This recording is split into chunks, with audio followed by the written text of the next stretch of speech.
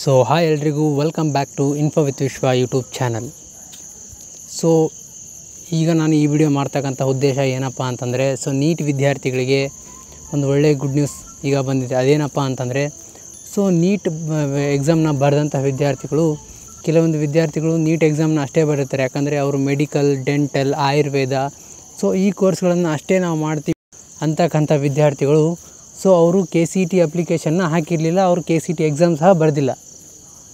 So ಆದರೆ ಈಗೇನಾಗಿದೆಪ್ಪ ಅಂತಂದರೆ, ಈ ಮೆಡಿಕಲ್, ಡೆಂಟಲ್, ಆಯುರ್ವೇದ ಈ ಥರ ಕೋರ್ಸ್ಗಳನ್ನು, ಇದರ ಕೌನ್ಸಿಲಿಂಗನ್ನು KEAನವರೇ ನಡೆಸ್ತಾರೆ.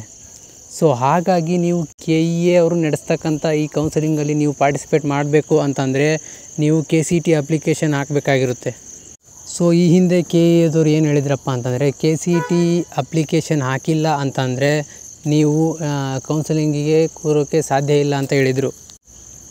ಸೊ ಆದರೆ ಅದಕ್ಕೆ ಈಗ ಒಂದು ಪರಿಹಾರವನ್ನು KEAನವ್ರು ನೀಡಿದ್ದಾರೆ. ಸೊ ಅದೇನಪ್ಪ ಅಂತಂದರೆ, ನಿಮ್ಮ ನೀಟ್ ಎಕ್ಸಾಮ್ನ ರಿಸಲ್ಟ್ಸ್ ಬಂದಾದಮೇಲೆ, ಅಂದರೆ ನೀಟ್ 2024 ಎಕ್ಸಾಮ್ನ ರಿಸಲ್ಟ್ಸ್ ಬಂದಾದಮೇಲೆ KEA ನಡೆಸ್ತಕ್ಕಂಥ ಕೌನ್ಸಿಲಿಂಗಲ್ಲಿ ಭಾಗವಹಿಸಬೇಕು ಅಪ್ಪ ಅಂತಂದರೆ ಏನು ಮಾಡಬೇಕಂದ್ರೆ, ನೀವು ನಿಮ್ಮ ಎಕ್ಸಾಮ್ನ ರಿಸಲ್ಟ್ಸ್ ಬಂದಾದಮೇಲೆ ನಿಮಗೆ 3 ದಿನಗಳ ಕಾಲ ಕೌನ್ಸಿಲಿಂಗ್ಗೆ ಅಪ್ಲಿಕೇಶನ್ ಹಾಕೋಕ್ಕೆ ಟೈಮ್ ಕೊಡ್ತಾರೆ.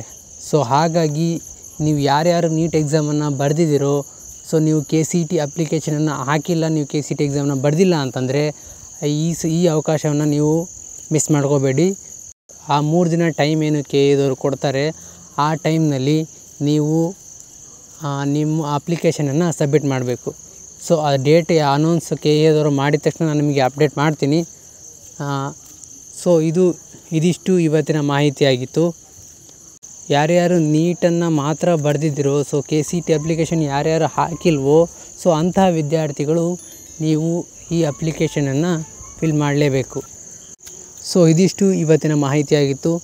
ಈ KCET, ನೀಟ್ ಅಥವಾ KCET ಕೌನ್ಸಿಲಿಂಗ್ ಸಂಬಂಧಪಟ್ಟಂತೆ ನಿಮಗೇನಾದರೂ ಡೌಟ್ ಇದ್ದರೂ ಸಹ ನಮ್ಮ ಕಮೆಂಟ್ ಸೆಕ್ಷನಲ್ಲಿ ಕಮೆಂಟ್ ಮಾಡಿ ಅಂತ ಹೇಳ್ತಾ, ಈ ವಿಡಿಯೋ ಇಷ್ಟ ಆದರೆ ನಿಮಗೆ ಲೈಕ್ ಮಾಡಿ, ಶೇರ್ ಮಾಡಿ, ಸಬ್ಸ್ಕ್ರೈಬ್ ಮಾಡಿ ಅಂತ ಹೇಳ್ತಾ ಈ ವಿಡಿಯೋನ ಇಲ್ಲಿಗೆ ಮುಗಿಸ್ತಾ ಇದ್ದೀನಿ. Thank you so much. Bye.